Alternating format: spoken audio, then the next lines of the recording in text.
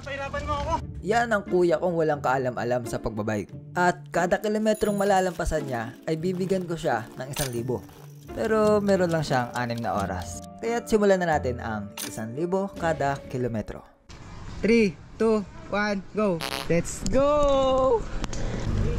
Oy! Mamaya ka boy, hintayin mo lang. Kada kilometro ay katumbas ng 1,000. Kung kaya niya maka 20 kilometers, 20,000. Ano ka ng 600 pesos? 150 kilometers, 150,000. Basta hanggat kaya niyang pumadyak sa loob ng 6 na oras.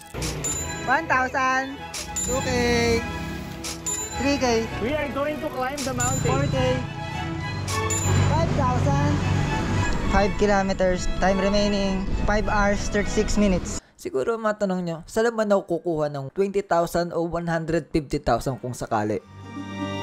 Pero walang dapat ipag-alala kasi ako lang naman ang Mr. Beast ng kahirapan. Kasi bago ko to gawin, pinag-isipan ko talaga mabuti ang pinakamasamang rutang pwedeng daanan ng isang newbie. Yung tipong imposible maahon. Kaya naman ito ang ginawa kong ruta. Sa mga unang kilometro, sinadya ko na puro patag na may banayad na ahon para isipin ni kuya na madali lang to. Meron na akong 7,000. Yun na yun. Basic. Sa ngayon, hayaan muna natin magyabang. Pero sa puntong dumating kami sa pang 10 kilometro, siguradong kung gaano siya kasaya ngayon, ganoon siya kalungkot mamaya. Pero kung sakaling maahon niya to, doon ako mamumulubi sa papreview. Kasi pag ahon dito, mahabang lusong na ang kasunod na to. Pero ayun na, kung may matitira pa sa kanyang oras.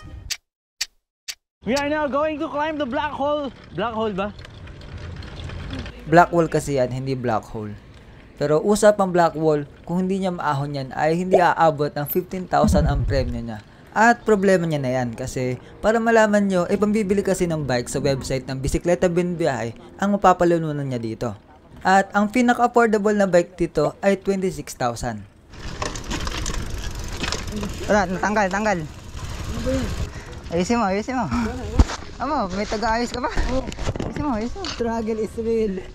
Ano, pagod ka na? At eto nga ho, walang kamuwang-muwang sa pag-aayos ng bike. Ikaw nga. Ayaw eh. Huwag mong galawin, ginagalaw mo eh. Iwasan tuloy yung oras ko. Saan po kayo galing? Yan lang sa Imos. Sir, unang beses mag-bike, sinama ko dito. Tawag doon yung kumbaga sa makina yung Break in. yung i-break in. Para yung black one yung break in ha. Hindi to break in, break down. Actually, nakapag-bike na siya dati few years ago dito lang sa lugar namin. Pero ito ang first time na makaka-experience siya ng ganitong ruta. Ito sir, diba? Naniniwala ba kayo sa akin? Kaya ko akitin yung black hole. Dito hindi pa natin masasabi yan. Ako masasabi ko na hindi niya maahon to. Kasi nung huli kami nag-bike, pagpapawisan pa lang ako, siya gusto na magpasundo pa uwi. Jay, kumuha ka lang sa pidol. Bukod sa hindi naman kondisyon si kuya para mag-bike ng ganito kalayo, yung bike niya hindi rin nakakondisyon. Magbabike ako hanggang black hole. May 1,000 kada kilo.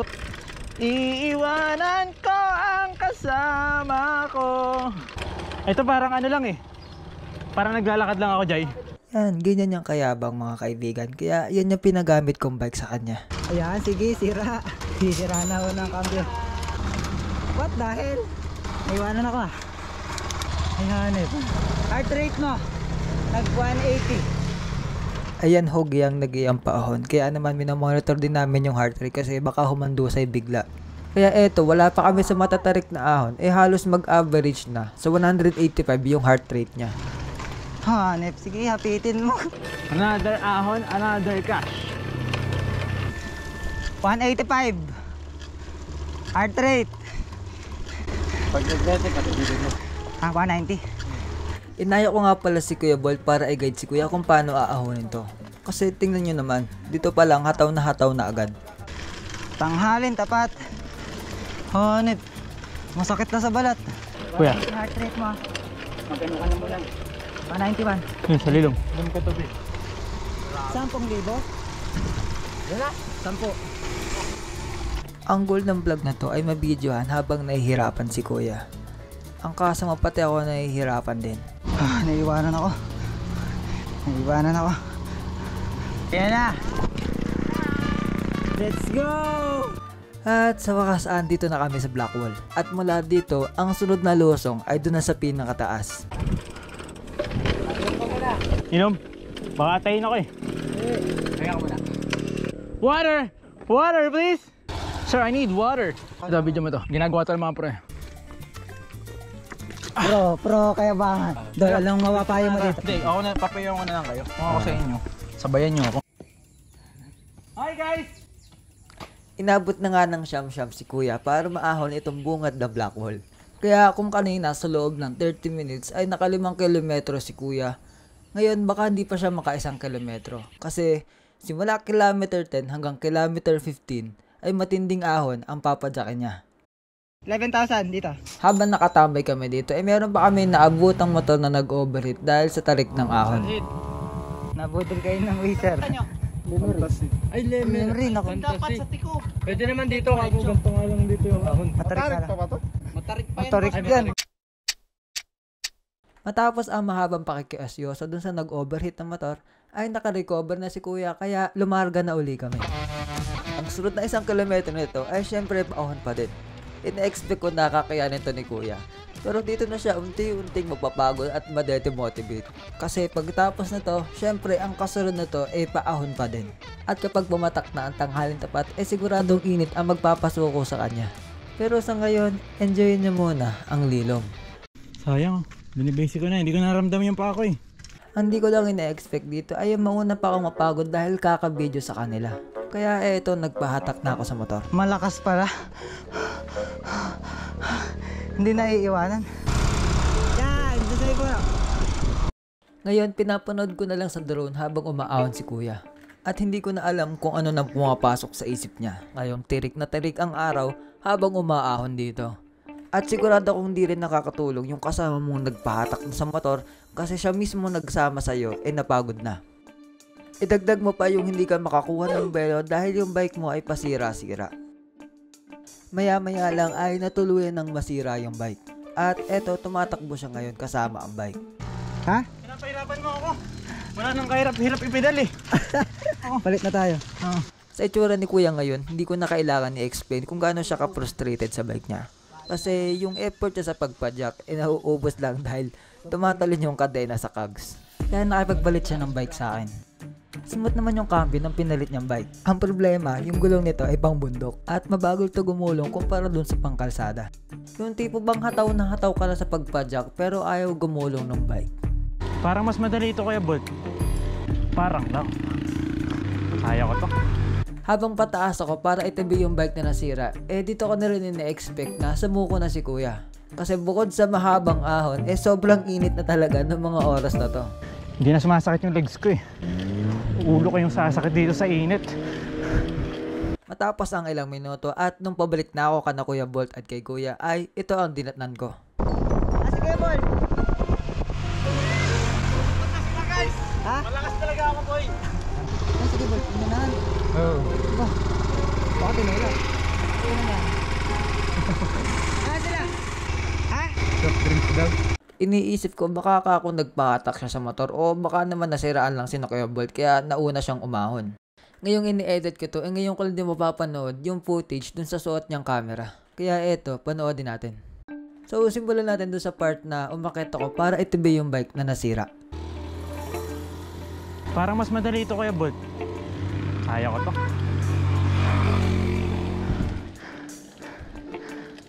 Woo! 1, 2, 3. More. Kunti pa.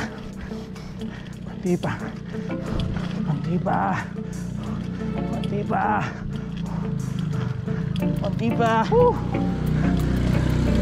At maya-maya nga lang ay iniwanan niya si Kuya Bolt. Let's go! Wala na, hindi ko na binaba. Mahirap pala isang bike. Ito madali lang to eh. Doon na lang sa may kotse. Sayang buwelo eh. Sinabihan siya ni Kuya Bolt na magpahinga muna para makarecover kasi baka mabigla siya. Pero giyang na pumadyak si kuya kaya diniretso na tong ahonin. Let's go! 1, 2, 3, 4. Ayos din pala. Malakas pala ako mag-bike. Kaya ko pa yun hanggang dun eh. Kaya ko pa 20 minutes. Akala ko magpapahinga na siya dito pero ilang saglit lang ay lumarga na uli siya. At dito ko na nga siya inabutan.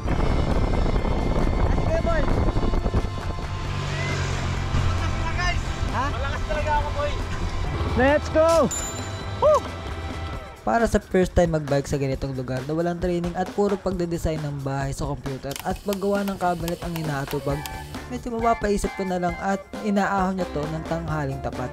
Kaya nagulat din ako nung makikita ko na hindi pala siya tumukod at tinuloy-tuloy yung ahon. Pero para ipalam sa inyo ay nasa bandang gitna pa lang kami ng Blackwall.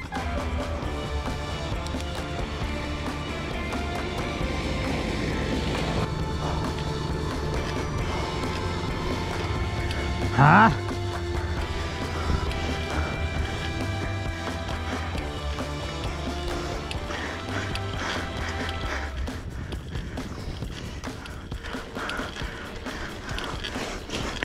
Matapos tiisin ni Kuya ang 1 kilometrong parusa, ay nag-decide na siya na huminto dito para makarecover.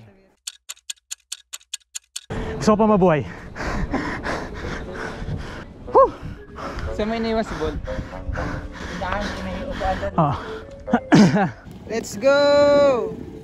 Maya-maya dumating na din si Sir Robert na nakilala namin kanina. At sumunod si Kuya Bolt. Ingat ay. Lakas ang kuya. Kasabay ko lang kanina. Bigla na wala sa una ko. Tinubig nga ito. Pinatay ako sa sakit. Tigil ako eh. Inom ako sa drinks. Ay, parang gusto na magbata. Oo, pero ang ano namin, oh. Libre yan to. Baka kayo pa inahin. Simula kanina ay ito na ang pinakamatagal na stopover ni Kuya. At mula dito ay mukhang itutuloy na ni Kuya hanggang pinakataas. Come on, follow me! Okay.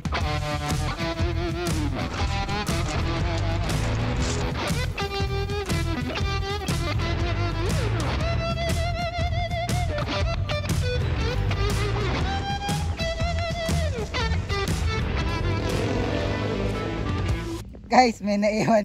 Ano? Lasa kayo may inaatay. Nakahawak na sa bewa. Ilang kilometro? Ewan ko, bahala na. Goal ko na lang makaakyat. Gusto na lang makauwi. Follow Rap Study. Watch my basketball tutorial. Ikaw, may shoutout ka? Follow mo. Uuwi na.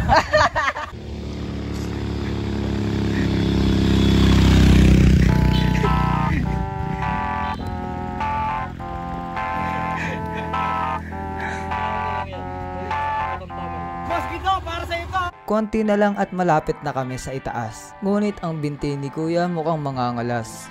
Ang paglalakbay ay nagpatuloy pero ang padyak ay malumanay. Kaya eto ilang di pa lamang ang binti bumigay. Wala nang pahinga, diretso na. Kaya. Tila nagbago ang ihip ng hangin. Kasalungat ng napakagandang tanawin, ang kanyang binti ay nagsimulang pulikatin. Ay, tumukod pala. Pulikat na ako. Dahil sa mga pangyayari, si Kuya ay sumuko. Ang pagod at sakit sa binti ay tumubo. Kaya't nagdesisyon huminto at magpasundo. Bow. De, joke lang. Nagpahinga at nagpipicture lang si Kuya dito saglit. Kasi literal na nasa harapan na ni Kuya ang kilometer 15. Kung saan paglagpas dito ay mahigit 60 kilometers na lusong ang nag-aabang para kay Kuya. Ito na pala. Yes! Tataas mo! Pero bago kami magtuloy-tuloy ng lusong ay puputrip muna kami ng smoke style dishes mula sa Rome Smoke and Grill. Gusto ko muna magpasalamat sa kanila kasi sila ang sponsor ng video na to. Nagpadala sila ng smoked chicken at smoked pork belly para matikman namin. At masasabi ko lang, kung nauumay ka na sa karaniwang inihaw na manok dyan sa inyo, subukan mo namang umorder online sa Facebook page ng Rome Smoke and Grill o kung madami kang gasolina, maaari mo silang bisitahin sa mga sumusunod na branch. Kung kanina heart rate ang minomonitor ko, ngayon yung ibabayad ko na kay Kuya ang kinocompute ko. Kasi meron pa siyang 2 hours and 11 minutes na natitira. At ang malala pa dito ay halos 50 kilometers na lusong to. 2 hours, 11 minutes.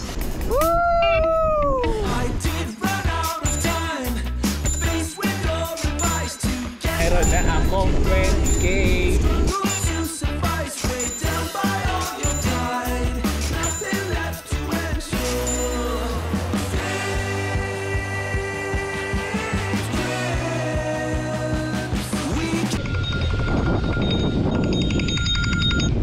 Beto! Ha? Nasa Alfonso na. Hindi pa tapos. Lagpas na. Palusong na kami ng Alfonso. Maka 25 kilometers na. Wala, inunahan si Kuya Bolt. Inatay pa nga si Kuya Bolt eh. Palalapat na ako. Pag nalobat ako, papadaan namin ito pabalik. Bye-bye! 28! Parang nabigay. Shout out sa GND Bike Shop at kay Kuya Bolt. Umuwi na si Kuya Bolt.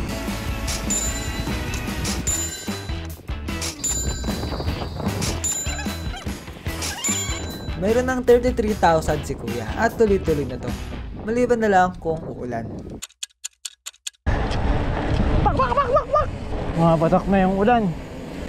Hindi ako pwedeng mabasa eh. Walang masyadong tao dito. Tama eh. Wala nang bahay, wala nang tao. Saan na ba kami napunta? Mapatak na naman ang ulan sa bubong ng bahay. But if it's raining in Manila,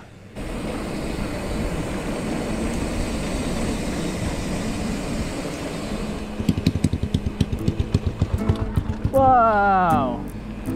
Very nice. At swerte ni Kuya kasi maya-maya lang biglang umaliwalas ang panahon. Kaya eto, hataw na hataw ang padyak. Sa puntong to, bukod sa hindi ako makapaniwala na umabot kami dito, kung saan man lugar na to, iniisip ko din kung paano kami magpapasundo para makauwi kasi malolobat na ang cellphone namin ni Kuya. Kaya maya-maya ay tumigil na kami kahit may 8 minutes bang natitira para kumontak ng susundo sa amin kasi pag namatay itong cellphone, ewan ko na lang kung paano namin to papadyakin pa uwi. Umabot lang naman si Kuya ng 41.8 kilometers. Dinagdagan ko na lang ng 5 kilometers kaya umabot ng 47,000 ang babayaran ko. Kaya naman pinapili ko na si Kuya ng bike dito sa website ng Bisikleta Buen Viaje. Madami silang bikes na pwede pagpilian, from hardtail to full suspension mountain bikes. At itong Trek Marlin worth 26,000 ang napili niya. At ngayong in-upload ko itong video ay kasalukuyan po itong nakasale. Pumunta lamang po kayo sa bicicletapage.com na ilalagay ko sa description. So balik tayo dito, meron pang natirang 21,000 si Kuya. Naapit ng upgrade namin ng front suspension at gulong. Sorry wala kayong natutunan ng matino sa vlog nito, pero sana nag-enjoy kayo kasi ako hindi. Kita-kits na lang sa hindi ko alam. Paalam!